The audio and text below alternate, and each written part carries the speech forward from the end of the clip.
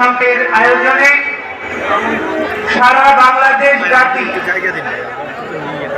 5ই আগস্টের পরে যে নির্মম নির্যাতন, মঠ মন্দিরে হামলা, ভাঙচুর, অগ্নিসংযোগ এবং লুণ্ঠন ঘটনা প্রবাহ অদ্যাবধি চলছে, রাষ্ট্রযন্ত্রে সনাতনী বা সংখ্যালঘুদেরকে যেভাবে টার্গেট করা হচ্ছে, এই সব ঘটনাবলী নিরসনকল্পে বৈষম্যহীন একটি জাতি রাষ্ট্রে সনাতনীরা গর্বিত উত্তরাধিকার হিসেবে বেঁচে থাকার জন্য পরবর্তী প্রজন্মকে অনুপ্রেরণাদায়ী একটি সুন্দর দেশ উপহার দেওয়ার জন্য সম্মিলিত সংখ্যালঘু জোট আজকের যে সভা আহ্বান করেছে, এই সভায় আমি প্রথমে কৃতজ্ঞতা আদারে স্মরণ করতে চাই শ্রীমান ডক্টর মহানবব্রত ব্রহ্মচারীকে, যিনি প্রথম দেশ স্বাধীনের পরে উপলব্ধি করেছিলেন সমস্ত সন্ত সমাজ, সমস্ত শ্রেণী বর্ণের এক হওয়া ছাড়া এই বঙ্গভূমিতে সনাতনীরা যথার্থ স্বাধীনতা লাভ করতে পারবে না। তিনি সত্য মহামণ্ডল করেছিলেন।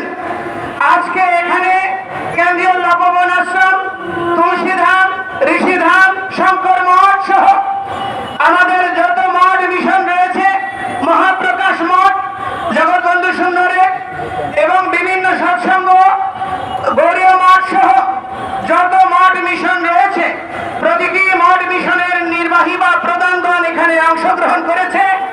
এই জন্য সংখ্যালঘু সম্মিলিত জোট এবং সনাতন জাগরণ মঞ্চ উভয় পটভূমি থেকে আমি সমস্ত সন্তদেরকে কৃতজ্ঞতা এবং প্রণাম নিবেদন করছি এবং আজকে সমস্ত সনাতনী জনগোষ্ঠী শ্রেণী বৈষম্য ভুলে, মতদ্বৈততা ভুলে সমস্ত সংগঠনকে সম্মিলিত সংখ্যালঘু জোটের আহ্বানে এই কেন্দ্রীয় শহীদ মিনারে একীভূত হয়েছে।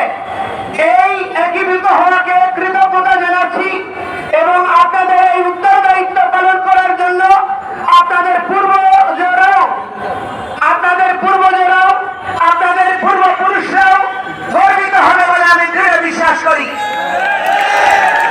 আজকে আমরা বাঙালিরা এই বঙ্গভূমির সন্তান। একটা জিনিস মনে রাখবেন, পৃথিবীর আন্তর্জাতিক প্রতিটি সনদে ভূমিপুত্রদের স্পেশাল অধিকার রয়েছে। অথচ আজকে আমরা এই যে বঙ্গভূমি বাংলাদেশ বলছি, এই বঙ্গ শব্দটা আসছে কোত্থেকে? এই বঙ্গ শব্দটা এসছে হিরণ্যকশিপুকে বধ করে যেই ভগবান নৃসিংহদেব পৃথিবীর সিংহাসনে প্রহ্লাদ মহারাজকে বসিয়েছেন, তার দহিত্র মহারাজ বলি, যিনি শশবরা ত্রিভুবনের অধিপতি ছিলেন, সেই মহারাজ বলির পুত্র পার্থী, তার পত্নী হচ্ছেন সুদেশনা, যিনি হচ্ছেন এই প্রকৃত বঙ্গজননী। এই সুদেশনার 5টি পুত্র অঙ্গ, বঙ্গ, কলিঙ্গ এবং শুম্র এবং পুণ্য, এই 5 পুত্রের মধ্যে বঙ্গের নাম অনুসারে এই বঙ্গভূমি। আমরা সেই বঙ্গের উত্তরাধিকার। ভূমি থেকে কেউ আমাদেরকে বিতাড়িত করার অপপ্রয়াস যারা করে এসেছে, তারা এতদিন ঘুমন্ত ছিল, চেতনাবিহীন ছিল। আর এই অবচেতন মনের কার্যক্রমের পরিণতি হচ্ছে আজকে সাধু সন্তরা 53 বছর পরে তারা রাস্তায় নেমে এসেছে। আমাদেরকে অনেকে প্রশ্ন করছে, আপনারা বিগত 15 বছর কোথায় ছিলেন?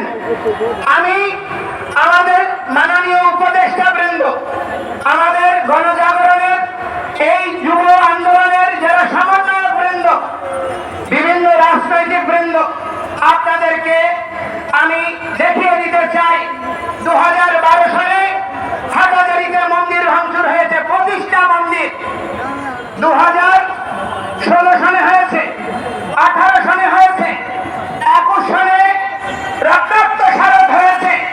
সারা পৃথিবীর 115টি দেশে আন্দোলন হয়েছে, বাংলাদেশে আন্দোলন হয়েছে। আমরা সংস্কৃতির উত্তরাধিকার বলে সারা পৃথিবীতে সুশৃঙ্খল ভাবে আদর্শিক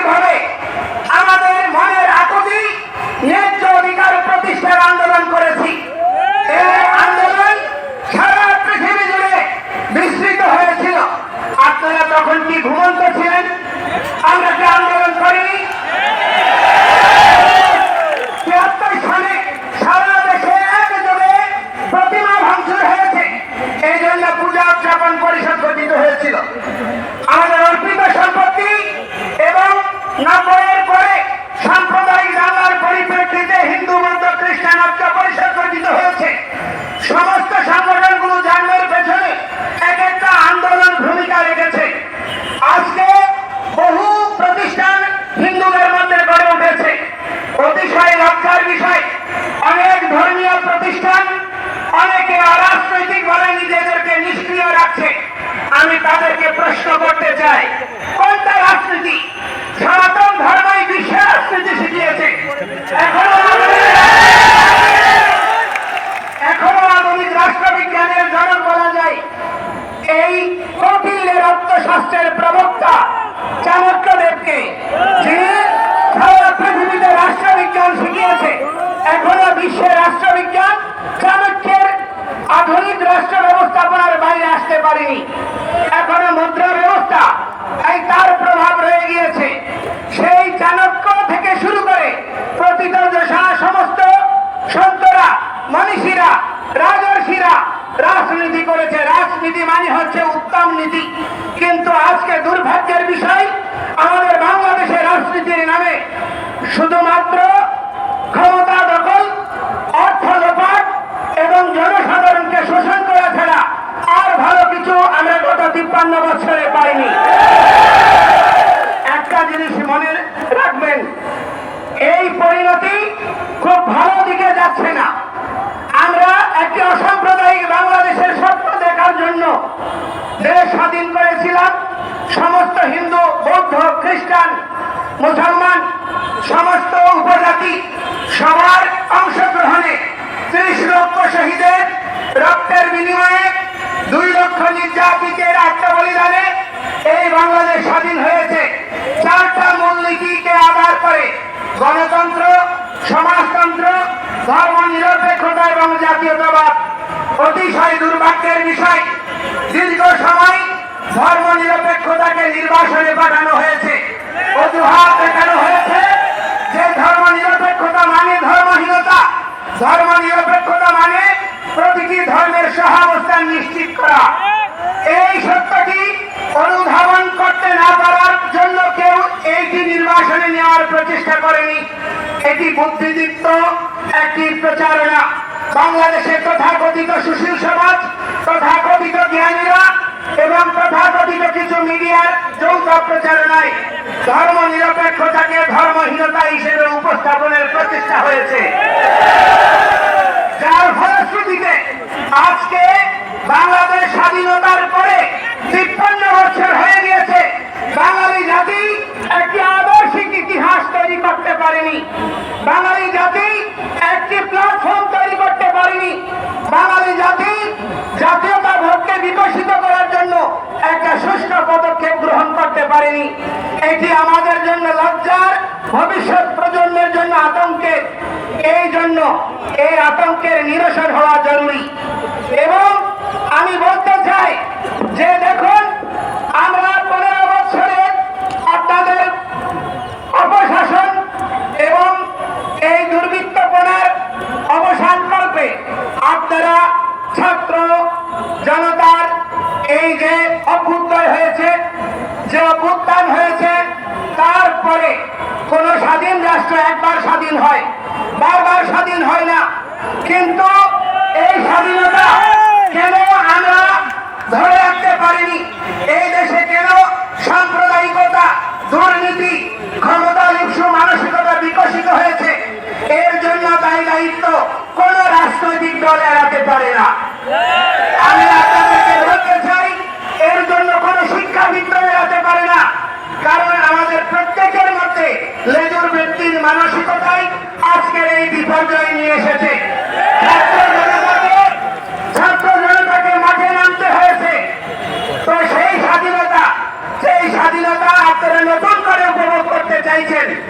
কাকে পরাধীন করে, কাকে পরাস্ত করে? সেই পরাস্ত করেছেন আশুরিকতাকে, দুর্বৃত্তপনাকে। সেই দুর্বৃত্তপনা এখন দেশের প্রতিটি প্রান্তরে ছড়িয়ে পড়ছে।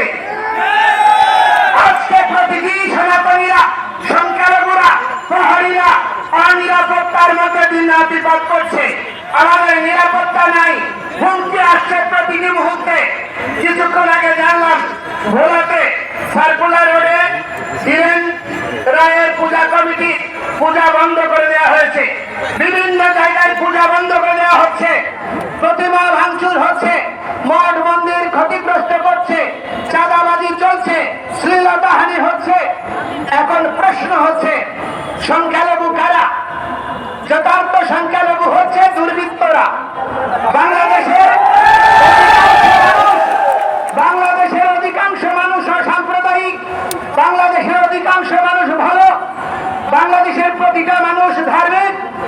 কিন্তু আমার প্রশ্ন তাদের কাছে, যদি এই বাংলাদেশের প্রতিটা লোক হয় বিএনপি, হয় আওয়ামী লীগ, হয় জাতীয় পার্টি, অথবা জামায়াতে ইসলাম, অথবা হেফাজত ইসলাম, কোন না কোন রাজনৈতিক দল বা মতাদর্শের অনুসারী, কিন্তু আমার প্রশ্ন হচ্ছে 5ই আগস্টের পরে আমরা সবাইকে পাশে পেয়েছি, এজন্য আমরা আপনাদেরকে ধন্যবাদ দেই। কিন্তু আমাদের কোন হিন্দুরা মনের সাহস নিয়ে দৃঢ়তার সঙ্গে যে কথাটি বলতে পারেনি, জামায়াতে ইসলামের আমিরে জামায়াত তিনি বললেন যে কোন মুসলমান পাহারা দিয়ে নামাজ পড়ে না, কোন মুসলমানের মসজিদ পাহারা দিতে হয় না, তাহলে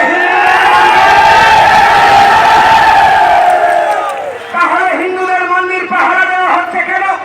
আপনারা বলছেন এই দেশে সহিংসতা হচ্ছে না, রাজনৈতিক নিপীড়ন হচ্ছে, তাহলে কেন দুর্গা পূজায় মাদ্রাসা ছাত্রদেরকে নামিয়ে দেওয়ার প্রয়োজনীয়তা অনুভব করছেন? এটার মধ্য দিয়ে প্রতীয়মান হয় এই দেশে সংখ্যালঘুরা কত অনিরাপদ। এই অবস্থার জন্য দায়ী কারা? সংখ্যাগরিষ্ঠ জনগোষ্ঠী, যেখানে কোন না কোন রাজনৈতিক দলের অনুসারী, বাংলাদেশের মেজরিটি মানুষ কোন না কোন রাজনৈতিক দলের অনুসারী, তাহলে আপনারা কেন দুর্বৃত্তপনাকে চিহ্নিত করতে পারছেন না? আওয়ামী লীগ যখন ক্ষমতায় ছিল 2001 সনের সাম্প্রদায়িক নিপীড়নের জন্য চক্ষু কমিশন গঠন করা হয়েছিল। বর্তমান রাষ্ট্রপতি যার নেতৃত্বে চক্ষু কমিশন তদন্ত করেছিল, দুর্ভাগ্যের বিষয় চক্ষু কমিশনের রিপোর্ট উনি রাষ্ট্রপতি হয়েও আজ পর্যন্ত প্রকাশ করেনি এবং আজ পর্যন্ত বিচার করেনি। তাহলে বিএনপির সময়ে যেই সহিংসতা হয়েছে তার দায়িত্ব পালন করেনি আওয়ামী লীগ। আওয়ামী লীগের আমলে হয়েছে আমাদের ঐক্য পরিষদ সহ সমস্ত সংগঠনগুলো কুমিল্লার তথাকথিত গডফাদারকে নির্বাচনে নমিনেশন না দেওয়ার জন্য বলেছিল, আর আন্দোলন করেছিলাম, প্রতিবাদ করেছি, তাদেরকে নমিনেশন দেওয়া হয়েছে। সেই দুর্বৃত্তপনার বিচার আজকে যদি রাজনৈতিক দায় এড়াতে চায়, তাহলে বিএনপি, জামায়াতে ইসলাম, আপনারা যারা আছেন ক্ষমতায়, তাদের উচিত ছিল প্রথম 5টা বা 6টা কমিশনের সঙ্গে 21 সাল থেকে অদ্যাবধি যে সহিংসতা হয়েছে, যে নির্যাতন হয়েছে, হত্যাকাণ্ড হয়েছে, তার জন্য কমিশন গঠন করা। আপনারা বাস্তবিকেই সংখ্যালঘুদের প্রতি আন্তরিক, সেটি তো আমরা দেখিনি। আপনারা সংবিধান সংশোধন করতে চান, আমরা বিরোধিতা করি না। রাষ্ট্র যদি সামগ্রিকভাবে জনসাধারণের প্রয়োজনীয় মৌলিক অধিকার প্রতিষ্ঠার জন্য সংযুক্তি দরকার হয় করেন, তবে সেখানে আমরা শুনলাম কালকে সেই কমিশনে হিন্দু প্রতিনিধি দেওয়া হয়েছে। আমাদের বক্তব্য হচ্ছে আড়ালে লুকোচুরি করে আমাদের পাহাড়িদের মধ্যে একজন উপদেষ্টা নিয়োগ করা হয়েছে। এই উপদেষ্টা তিনি পাহাড়িদের উপর যখন হামলা হয়েছে বক্তব্য এসেছে তার, আমরা তাকে কৃতজ্ঞতা জানাই। কিন্তু আমাদের যে হিন্দু উপদেষ্টা হলো আজ পর্যন্ত কোন মন্দির পরিদর্শনে যায়নি, কোন ক্ষতিগ্রস্তের পাশে দাঁড়ায়নি, হিন্দুদের স্বার্থে, সংখ্যালঘুদের স্বার্থে কোন বক্তব্য নেই।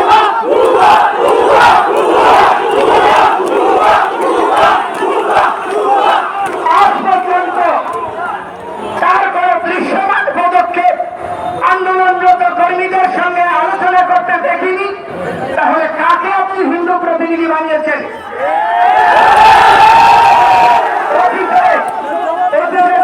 ধর্মীয় সংগঠন ছিল তাদেরকে রাজনৈতিক ভিত্তির প্রতিষ্ঠানে পরিণত করা হয়েছে। কারণটা কি? যারা ছাত্র ইউনিয়ন করেছে, যারা কমিউনিস্ট করেছে, যাদের ধর্মীয় অনুভূতি নাই, সেই সমস্ত তথাকথিত বুদ্ধিজীবীদেরকে হিন্দুদের নেতা বানানো হয়েছে। তার বদৌলতে আজকে সনাতনী সমাজের প্রতি সংবেদনশীল কোন বিষয় নিয়ে তাদের যথার্থ পদক্ষেপ আমরা দেখিনি। এই জন্য আমরা এই ধরনের কোন ব্যক্তি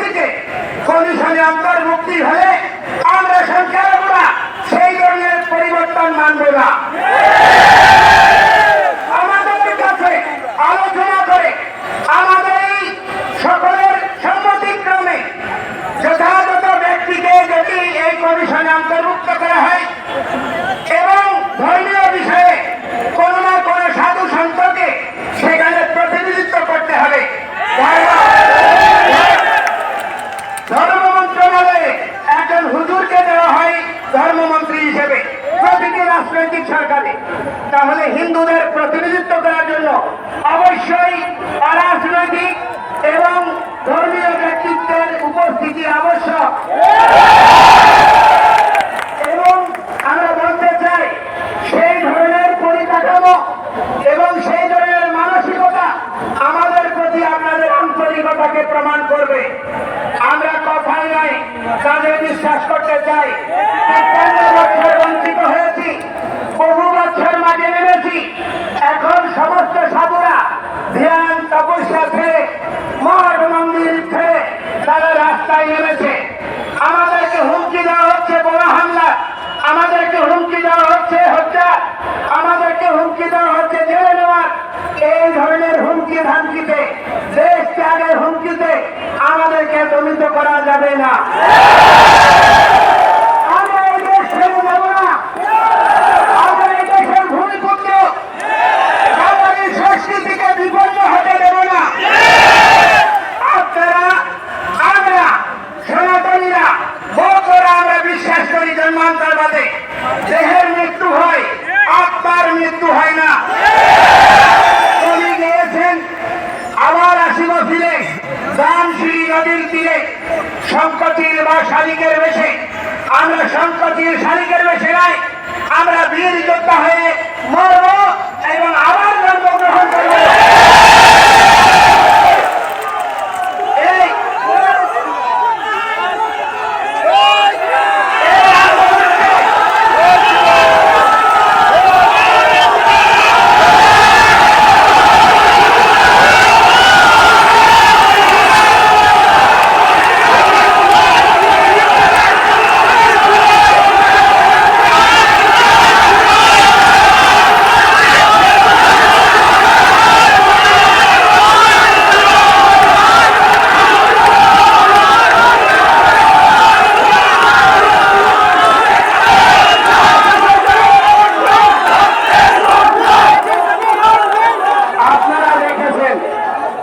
আপনারা মা ভগবতী দুর্গার পূজা করছেন। আগামী ৪-৫ দিন পরে বাংলাদেশের সনাতনীদের সবচেয়ে বড় ধর্মীয় উৎসব দুর্গা পূজা অনুষ্ঠিত হবে। মা দুর্গা পূর্বে সতী ছিল, সতী রূপে দেহত্যাগ করে তিনি আবার পার্বতী হয়েছেন এবং মহিষাসুর মর্দিনী রূপে চণ্ডমুণ্ডকে বধ করে চণ্ডিকা হয়েছেন। সুতরাং আমরা এই ভূমিপুত্ররা বারবার জন্মগ্রহণ করব আর এই বঙ্গভূমির সংস্কৃতি, সভ্যতা, আদর্শকে সমুন্নত রাখব। যারা দৈনতাবশত, লেবর বৃত্তিবশত আমাদের এই আন্দোলনকে রাজনৈতিক চেক দিতে চায়, আমি তাদেরকে বলতে চাই আমরা বিভিন্ন পর্যায়ে আলোচনা করেছি। আপনারা অনেকে বলেন আমরা বিগত 15 বছর কোথায় ছিলাম, আমরা তো ভাই আন্দোলন যা করেছি কোন রাজনৈতিক দল দৃশ্যমান আন্দোলন করতে পারেনি। এরপরেও তিনটা নির্বাচনী ইস্তেহারে আমাদের দাবিগুলো থাকার পরেও তার কোনো যথার্থ বাস্তবায়ন হয়নি। আমাদেরকে প্রত্যেকটি সরকার বিমাতা সুলভ আচরণ করেছে এবং তারা সকলে আমাদেরকে আশার মূলা ঝুলিয়েছে, কিন্তু বাস্তবে দৃশ্যমান কোনো পদক্ষেপ দেখিনি। আপনাদেরকে বলতে চাই রাজনৈতিক দল ব্যতীত একটি গণতান্ত্রিক রাষ্ট্র ব্যবস্থা থাকতে পারে না। আমরা আপনাদেরকে বিশ্বাস করতে চাই, আপনাদের দৃশ্যমান পদক্ষেপ দেখতে চাই। 3 কোটি জনসাধারণকে অন্ধকারে রেখে এবং সনাতনী সংখ্যালঘুদের অস্তিত্বকে বিপন্ন করে এই দেশ গণতান্ত্রিক দেশ থাকবে না। বাংলাদেশে শুরু হয়ে গেছে, বাংলাদেশে পতাকা পরিবর্তনের, সঙ্গীত পরিবর্তনের, সবকিছু পরিবর্তনের, ভাষা পরিবর্তনের অপপ্রয়াস কেউ কেউ দেখাতে শুরু করেছে। এই পরিবর্তন যদি অব্যাহত থাকে এই দেশে উপনিবেশিক শক্তি